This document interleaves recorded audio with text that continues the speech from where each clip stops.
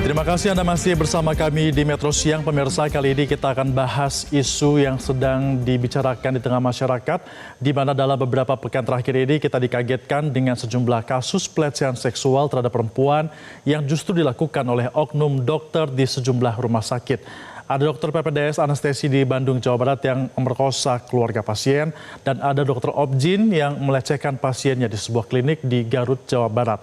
Efek dari kasus-kasus ini, perempuan kini menjadi takut untuk pergi ke dokter. Kami akan bahas mengenai hal ini bersama dengan Komisioner Komnas Perempuan, ada Ratna Batara Munti. Selamat siang, Ibu Ratna.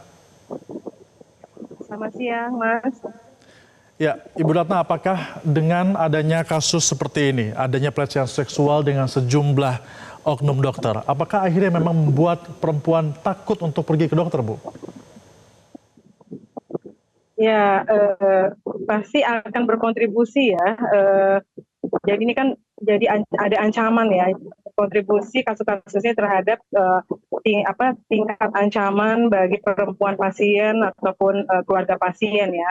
Nah, oleh sebab itu saya menyarankan agar segera dilakukan upaya-upaya untuk membuat kebijakan ya, regulasi terkait kawasan bebas kekerasan di ruang-ruang publik termasuk di fasilitas kesehatan.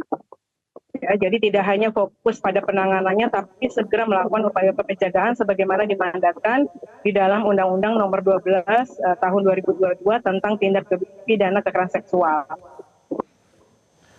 Baik, artinya memang perlu perlindungan lebih lanjut. Kami juga sudah bergabung bersama Dr. Telogo Wismo Agung Durman yang merupakan sekjen dari PBID yang sudah bergabung bersama kami. Dr. Telogo, ini kan sudah menjadi kasus yang cukup heboh, artinya ada kepercayaan yang menurun dari masyarakat khususnya para wanita. PBID melihatnya seperti apa? Apa yang akan dilakukan?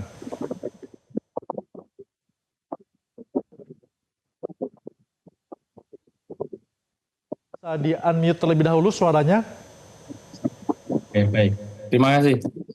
Pertama, sangat-sangat prihatin atas kejadian ini yang seharusnya tidak perlu terjadi.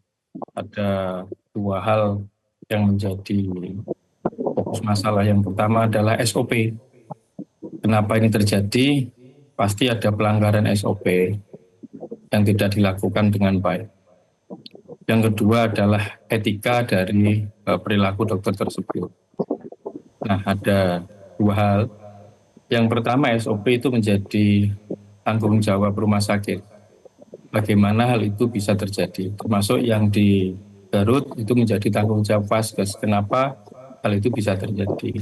Nah, ketika bahas yang kedua tentang etika, maka ID saat ini kesulitan untuk membina etik anggotanya. Dengan lahirnya Undang-Undang Kesehatan Nomor 17 itu, kewenangan ID untuk melakukan pembinaan pengawasan di etik anggotanya itu tidak ada lagi. Kalau dulu ada kewenangan, maka sekarang hanya menjadi tanggung jawab moral saja bahwa ID melakukan pembinaan dan pengawasan etik terhadap anggotanya.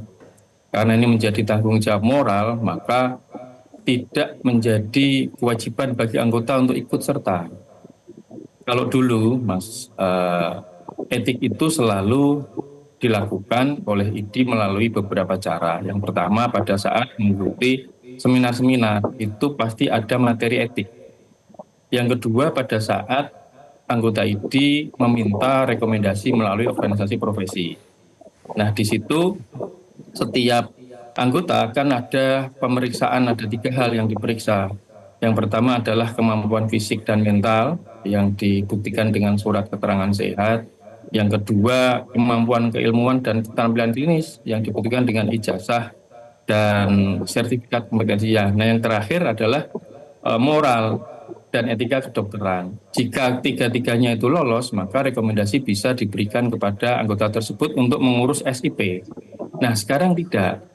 Seorang anggota ID jika akan melakukan pengurusan SIP itu tidak melalui organisasi profesi lagi, langsung portofolio melalui aplikasi. Nah, disinilah peran organisasi profesi tidak bisa lagi seperti dulu untuk mengawasi pembinaan terhadap etik. Nah, terkait dengan penurunan kepercayaan masyarakat terhadap pelayanan di Vaskes dan terhadap dokter pasti akan menurun. Tapi insya Allah dari sekian komunitas kasus-kasus pelecehan itu tidak hanya bisa terjadi di bidang kesehatan saja, terutama di dokter. Semua komunitas pasti akan ada kejadian-kejadian tersebut. Insya Allah masih banyak ribuan dokter yang berperilaku baik. Masih banyak rumah sakit maupun vaskes yang melakukan SOP dengan baik. Dan ini menjadi tantangan kita bersama, terutama pemerintah, bahwa kita harus bersama-sama membenahi kejadian ini bisa menjadi tidak terulang lagi, perbaiki sistem, beri kewenangan kepada organisasi profesi untuk mengawal etik kembali. Salah satunya IDI melakukan judicial review kepada MK untuk mengembalikan hal tersebut. Kenapa? Apa yang kita khawatirkan benar-benar terjadi sekarang, bahwa perilaku-perilaku tenaga profesi tidak ada yang mengawasi. Demikian.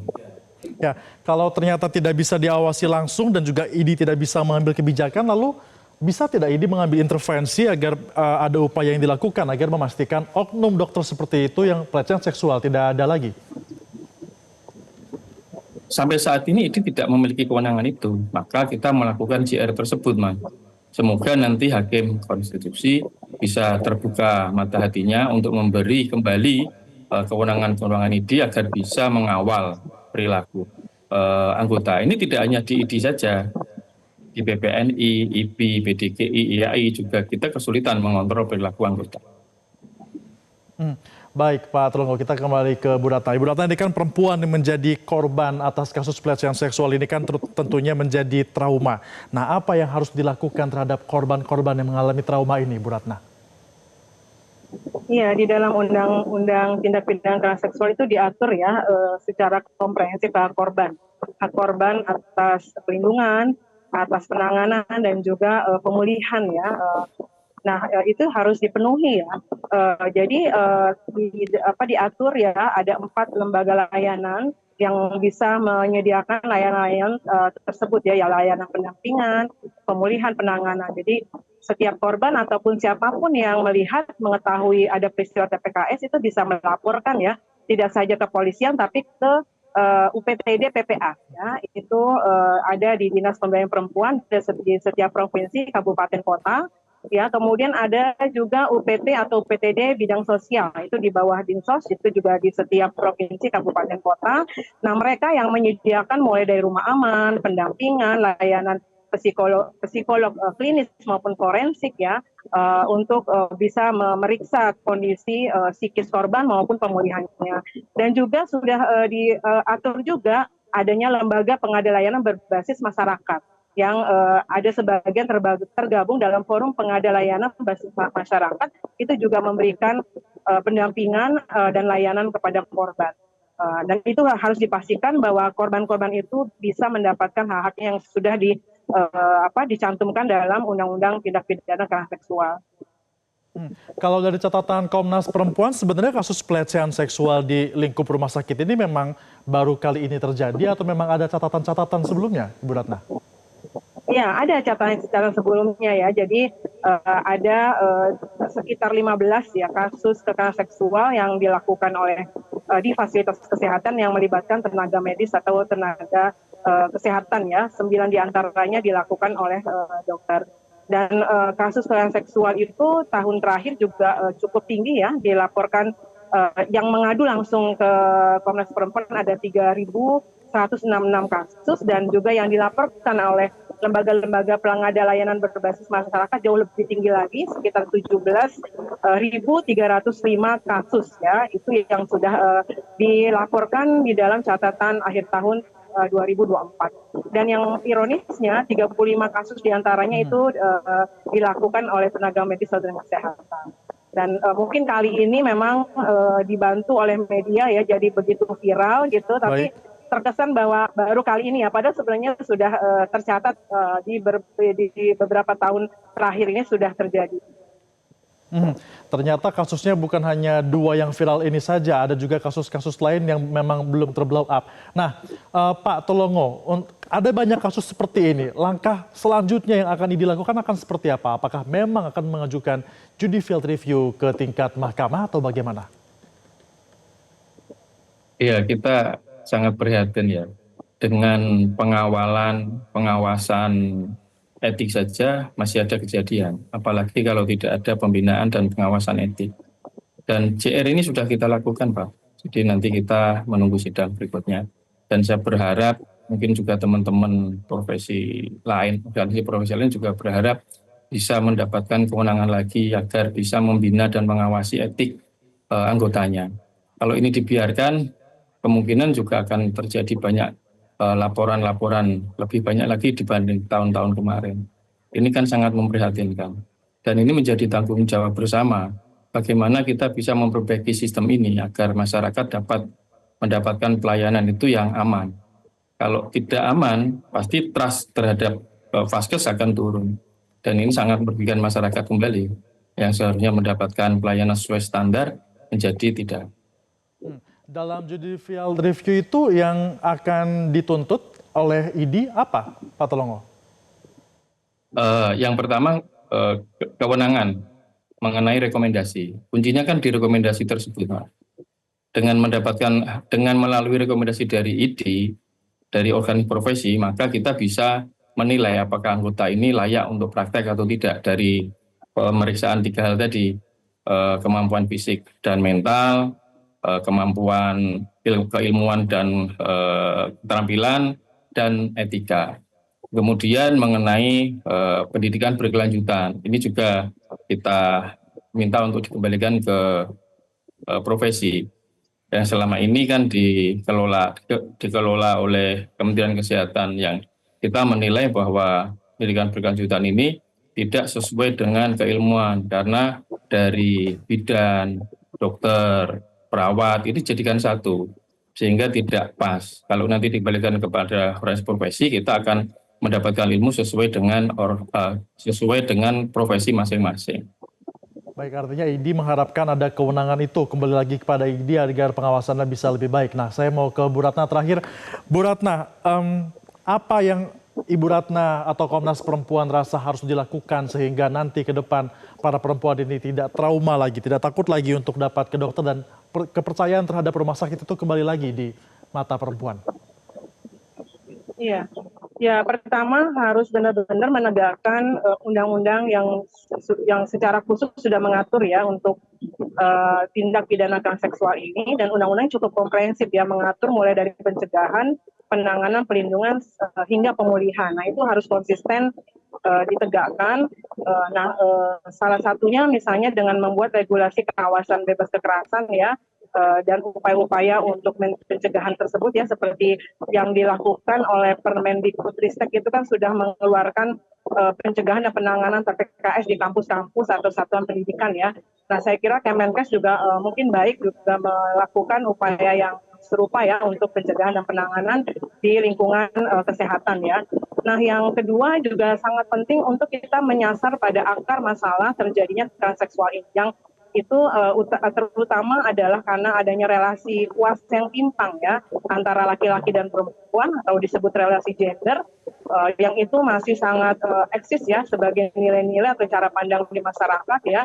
Nah, sehingga itu sangat mudah ya melakukan perilaku seksual atau praktek-praktek yang mengobjektifikasi perempuan gitu ya, yang tidak menghormati integritas tubuh dan personhood dari perempuan. Ini yang paling penting disasar oleh upaya pencegahan, misalnya mulai dari pembuatan kurikulum gitu ya, yang memasukkan soal kesetaraan gender dan juga perspektif HAM, dan juga isu-isu mengenai kekerasan seksual itu harus diberikan sejak dini gitu ya di dalam kurikulum di pendidikan formal maupun informal.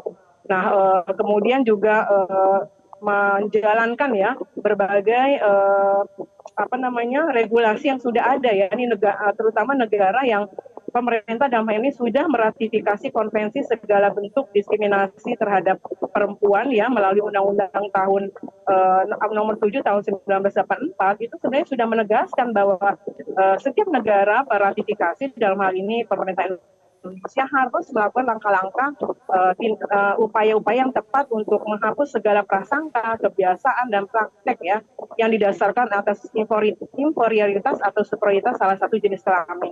Misalkan menghapus stereotip gender ya dan praktek-praktek adat budaya yang merendahkan perempuan itu harus benar-benar dilakukan misalnya dengan membuat rencana-rencana aksi nasional gitu ya. Jadi harus secara sistematis gitu ya akar masalah kekerasan seksual ini harus diintervensi di dalam kultur kita gitu ya sehingga ini yang harusnya bisa mencegah gitu. Kalau enggak kita kayak pemadam kebakaran selalu terus kasus-kasus muncul dan selalu angka-angka kekerasan seksual itu semakin tinggi ya seperti yang dikompilasi oleh Komnas Perempuan itu dari tahun ke tahun itu terus meningkat gitu. Jadi kalau kita nggak mengintervensi di wilayah pencegahan dengan merubah kultur, cara pandang, nilai-nilai maskulinitas yang masih sangat mengobjektifikasi tubuh perempuan itu tidak akan bisa kita benar-benar menghapus praktek kekerasan seksual yang ada di masyarakat.